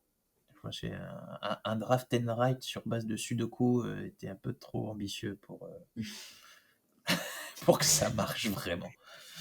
Eh ben, on va voir si tu as de l'imagination, parce qu'on a terminé avec ce fameux jeu des couleurs qu'on ne fait jamais avec personne, parce que, attention, il faut avoir un peu d'improvisation. Mais Mathieu, c'est un expert en improvisation. Pourquoi jeu des couleurs, Aline ? Parce que on est chez Blue Orange et il y a des couleurs dans le nom, donc voilà, on n'a pas cherché loin. Tout simplement, on va te demander ce que t'évoques certaines couleurs. Ça ne sera pas très long, on en a choisi 5 couleurs uniquement. Et on commence par le bleu de Blue Orange. Qu'est-ce que le... Qui n'est pas tout à fait bleu de Blue Orange. C'est follement dur. Qu'est-ce que le bleu t'évoque en matière de jeux de société, notamment ? On part sur les jeux de société. Alors, le bleu, si tu veux partir sur autre chose, tu as le droit. De jeux de société, je vais aller à l'instinct. Pour moi, c'est les cartes qui valent des points de victoire dans Seven Wonders. Ah oui, c'est vrai, les fameuses cartes bleues de Seven Wonders, c'est la première chose qui te vient à l'esprit. Tu étais plutôt carte bleue dans Seven Wonders ? Moi, j'étais vert. Pas du tout. Je suis pas forcément...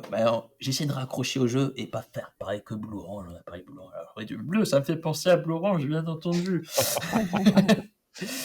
Non, ça m'évoque les cartes bleues dans Seven Wonders qui font gagner des points directs. Ça m'évoque Blueprints aussi, qui était un jeu qui était sorti il y a quelques années où on empilait des dés. Ça m'évoque aussi Homestaging, parce que je vois un blueprint aussi dans mes yeux, c'est très bleu. Voilà ce que m'évoque le bleu globalement. C'est pas la couleur que je joue. C'était Philosophia qui avait fait ça, je crois, si je me souviens bien. C'était Zenman Games, du coup, est-ce que... C'était un jeu Forge Next aussi, je crois. C'était Forge Next et Zenman Games, après ce que Philosophia l'avait... Ils bossaient ensemble, Zenman Games et Philosophia, je crois. J'ai une question centrale quand même sur Blue Orange. Est-ce que Blue Orange, c'est plutôt bleu ou orange ? Quelle est la vraie couleur de Blue Orange ? La majorité est bleue parce que orange, c'est clivant. Moi, je kiffe plus l'orange. Moi, j'ai plus souvent retenir l'orange. Tu demandes à quelqu'un de porter un gilet bleu ou de porter un gilet orange. Ah oui. Les gens vont plutôt choisir le bleu en général. Donc le bleu est plus passe-partout. Mais moi, c'est le peps. Imagine en 1972, peut-être on choisit l'orange. Il y a des allers-retours en fait sur l'orange. Il y a des périodes où ça marche mieux, des périodes où ça marche moins bien. Là, pendant longtemps, c'est très mis en avant l'orange. C'était redevenu à la mode. Peut-être qu'on est sur la fin du orange. La mode, c'est cyclique. Donc je suis plus positif et dire ça va revenir. Ça va revenir. Mais c'est vrai que le bleu est plus passe-partout, conventionnel, global. Moi, le orange, je préfère. On a orange sur nos émissions. Il va peut-être falloir qu'on repasse au bleu. On a fait les deux, en fait. C'est bête. Mais c'est chaleureux, l'orange. C'est chaleureux. Alors, l'orange, qu'est-ce que ça t'évoque ? Est-ce que tu as d'autres choses à sortir sur l'orange ? Le orange, moi je kiffe. Alors les gens croient que c'est depuis que je suis chez Blue Orange, mais en fait ceux qui nous connaissent depuis longtemps, mon premier appart, j'avais un canapé orange, un siège orange, des rideaux orange, une table basse orange. C'est ma couleur préférée. Donc, t'as habité chez ta grand-mère en fait. C'est pas gentil.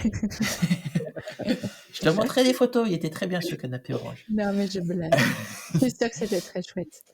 Pour Rachel, c'est ça. C'est la boîte de Season orange. Ça lui évoque. C'est vrai qu'elle est très orange. Ah oui, il y avait des bords orange. Ouais. Donc par rapport au jeu, moi ça m'évoque mon costume préféré aussi déjà. Bah oui, avec Oui, lequel on t'es te monté sur connaît scène. avec ce costume. J'aime ce costume.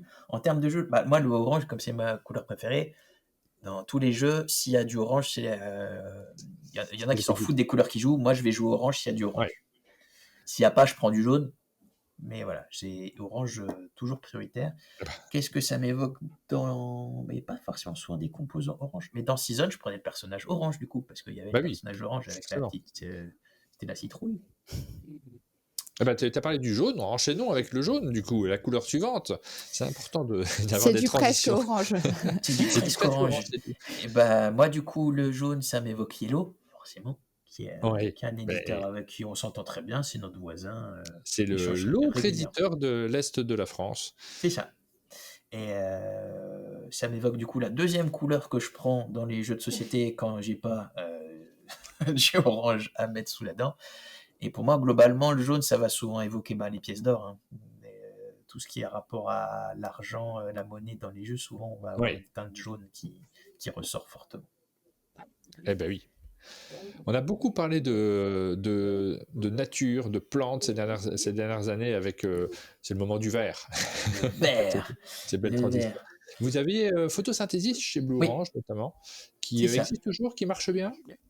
Alors, il est un peu c'est un papy chez nous, Photosynthesis, qui date de 2017. Il a fait sa vie. Après, il se vend encore un petit peu, mais c'est plus... il est plus sur le devant. C'est pas une grosse vente permanente. Mais il existe encore. Il est encore trouvable. Et effectivement, je pense que c'est la couverture de Photosynthesis. Ça avait pas mal marqué à l'époque, parce que Blue Orange n'a jamais, surtout à l'époque... était connu pour des DA plus marquantes que ça. On était même facilement taclé sur la DA, et quand on arrive avec Photosynthesis, tout le monde a fait waouh. Ségolène me ramène. On a quand même une boîte dans le studio. C'est fou, on n'avait même pas prévu. On a la boîte en allemand. Oh, elle pèse. Donc voilà, une magnifique couverture de Sabrina Miramont avec cet arbre qui pousse un peu dans la forêt, éclairé très joli. Par l'énergie du soleil, vu que Photosynthesis, c'est le but de faire pousser des arbres avec la lumière du soleil. Donc oui, le vert, c'est vrai que le thème nature, on le retrouve, c'est un thème qui marche beaucoup ces derniers temps. Moi, ça me fait penser dernièrement à du forêt mixte, par exemple. Oui. Mais c'est vrai qu'il y a ce côté les jeux de nature, les gens y vont presque instinctivement. Les jeux sont bons ou pas. Est-ce que j'ai joué à un jeu de la nature qui m'a déçu? Je sais plus. Mais on est dans des vibes positives, donc restons sur Forêt Mix, qui est cool, mais plus sur BGA parce que c'est un peu plus compliqué à gérer en format physique, je trouve.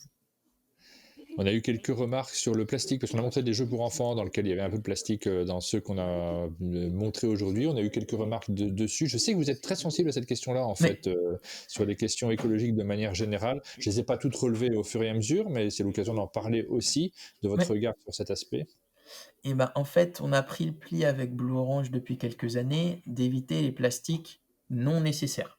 Oui. Donc on a sur les gammes de petits jeux, on a enlevé le cellophane par exemple. On essaie de faire un maximum de cales en carton.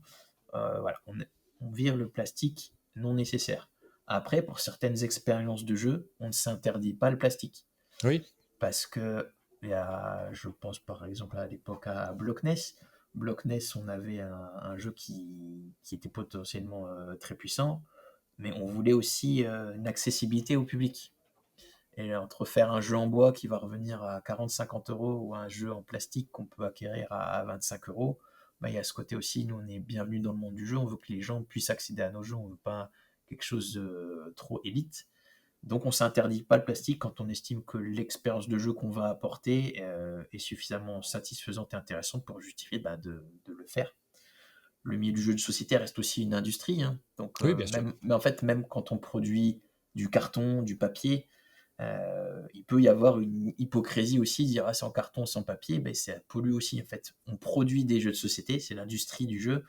Donc, ce qu'on peut faire, c'est essayer de limiter et de compenser. Mais entre guillemets, Si on veut aller à l'extrême, c'est le meilleur jeu de société, c'est celui qui n'existe pas. Du coup, il a rien pollué puisqu'il n'existe pas. Mais nous, quelque part, on a ce métier-là qui est de créer des jeux, de les vendre, de les apporter aux gens. Donc, on utilise des encres, du papier, du carton, du bois, du plastique quand on estime que c'est nécessaire. Et on essaie d'avoir une utilisation raisonnée. Mais on ne se l'interdit pas. On va terminer avec la dernière couleur, celle par laquelle va se terminer cette émission. Une fois que vous aurez éteint votre écran, il restera malheureusement et peut-être définitivement... je vais trop loin, là. Vous me dites si je vais trop loin. On est sur le noir de la fin. Est-ce que le noir est une couleur? L'absence de couleur, mais tu sais, c'est dans le silence qu'on pense au son qu'on a entendu, c'est dans le noir qu'on imagine toutes ces couleurs qui nous entourent. Donc noir et jeux de société, c'est une couleur que j'aime bien prendre aussi, si elle est disponible. S'il n'y a pas l'orange, s'il n'y a pas le jaune, je me rabats sur le noir. Oui, j'ai une hiérarchie des couleurs. Non, le vert, le bleu, le rouge, vous pouvez y aller, ça ne m'intéresse pas, mais une petite hiérarchie. Le noir, il y a un côté classe, et pour moi, dans le milieu du jeu de société, ça va forcément aller évoquer tout ce qui est expert, initié, connaisseur, public plus adulte. Ça va être rare d'avoir une compo sombre sur du jeu famille-enfant. Donc je sais que avec du noir, on va se diriger vers quelque chose qui, moi, en tant que joueur adulte, va a priori plus me cibler moi. Oui, c'est sûr que sur des jeux, par exemple, experts qui se passent dans l'espace, on a souvent du noir, alors que sur des jeux familiaux type Edenia... c'est du bleu foncé. Beaucoup de bleu foncé, ouais. De l'espace. Mais effectivement, puis du coup, noir... ça m'évoque des noms de jeux avec du noir dedans. Il y a Cargo Noir à l'époque. J'avais fait une partie, j'avais bien aimé, mais je crois que le jeu n'a pas plus marché que ça. J'ai pas l'impression. Et District Noir récemment, où je crois que la DA était vraiment très chouette. Et s'il faut prêcher pour sa paroisse, il y a Shadow House aussi. On a une ambiance un peu plus qui va du côté Halloween, si on mixe un peu avec du orange. Donc il y a pas mal de noir dans Shadow House. Et c'est un des rares jeux bleu orange où on est allé mettre un peu du noir comme ça. On a fait le tour des couleurs, on est sur la fin de cette émission, elle a duré un petit peu plus longtemps, mais on a mis du temps à s'installer aussi, puisqu'on testait notre configuration, le fait de pouvoir vous capter aussi sans que ça fige, parce que ça figeait pour tout vous dire avant de lancer cette émission. Merci beaucoup Mathieu. Et merci à Charlotte, grand plaisir, merci. Qui a assuré la technique. Merci à toute l'équipe, puis merci à Monde de Jeu, toujours un plaisir de vous revoir. Et puis nous, ça nous donne de bonnes idées sur les jeux qui sortiront l'année prochaine. Des envies, j'ai vraiment hâte. Moi, j'ai repéré clairement le home staging. Celui-ci, j'ai envie vraiment d'y jouer. Puis d'autres, de toute façon, je ferai bien un petit city tour. Il y a plein de jeux que j'ai envie de découvrir forcément. 20 balles pour ça. 20 balles pour ça, c'est marrant. Mon principe, c'est que je veux tout essayer. Clairement, j'ai envie de jouer à chacun des jeux, mais il y en a certains vers lesquels je vais courir un petit peu avant les autres. Disons que si j'ai un peu pas assez de temps, il y en a certains que je vais privilégier. C'est le League Dogs. T'as pas envie de... Si. Mais très, très clairement. Puis je suis sûr que si je montre ça aux petits testeurs demain, l'image, ils vont me dire on veut jouer tout de suite. C'est ça. Le temps d'arriver d'ici demain. Ah non, aucune chance. Ça va être short. C'est la fin de cette émission. Merci à vous de l'avoir suivi. Demain, on sera entre nous pour une petite matinale chill avec Aline. Merci Mathieu, merci Charlotte, merci Ségolène. Et puis rendez-vous en 2025. Ouais, peut-être même avant, on va peut-être se recroiser, on ne sait jamais. Avant 2025, il faut venir au chalet. Des joyeuses fêtes, tout ça. On a commencé à héberner, mais avec plaisir, franchement, faut pas hésiter. Eh bien, bonne journée à tous, et puis à demain pour ceux qui nous suivent. Ciao, salut. Bonne journée tout le monde.